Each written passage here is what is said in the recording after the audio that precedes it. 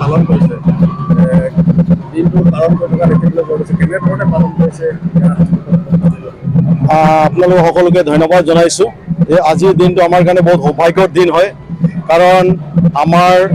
পিতৃ মাতৃসকলে আমাৰ জ্যেষ্ঠসকলে অতীতত তেওঁবিলাকে ঝাৰখণ্ড উৰিষ্যা বিহাৰৰ পৰা আহি ইয়াত চাহ বাগানত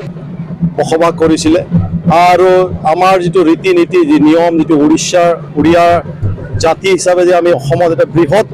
আকাৰে আমি আছোঁ বৃহৎ সংখ্যক আছোঁ মানে অসমত আৰু সেই আমি কাৰ্বি আংলং জিলাতো আমি গোটেই ঘূৰিলোঁ গোটেই চালোঁ যে যথেষ্ট আমাৰ উৰিয়া সম্প্ৰদায়ৰ লোকবিলাক বসবাস কৰিছে তাৰে মাজত আমি চাইছোঁ যে আমাৰ নামৰ নদী চাহ বাগানত চবতকৈ বেছি সংখ্যক আছে আমি বসবাস কৰি আছোঁ আৰু সেইবাবে আমি চিন্তা কৰিলোঁ যে আমি এই যিটো আজি আমাৰ যিটো নোৱাখিয়া যিটো পৰ্ব আমি আজি উদযাপন কৰিলোঁ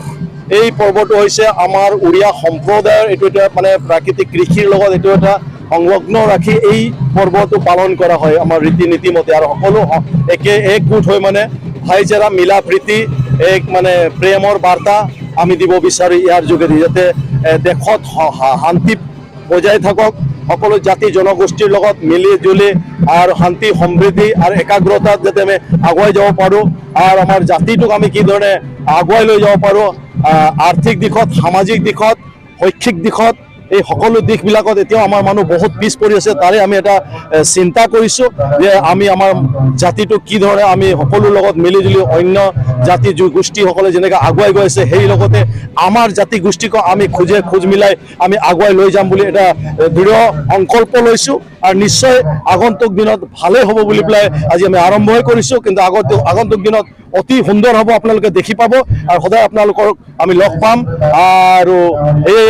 আমাৰ উৰিয়া সমাজ ফালৰ পৰা আজি আপোনালোকক নিউজ চেনেল সকলোকে আমি ধন্যবাদ জ্ঞাপন কৰিছোঁ আজি আপোনালোকে আহি আমাক যি সহায় সহযোগিতা আগবঢ়ালে তাৰ বাবে আমি অশেষ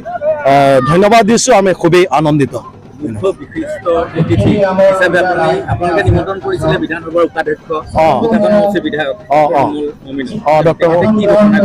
তেখেতে আহি আমাক বহুত ভাল মানে এই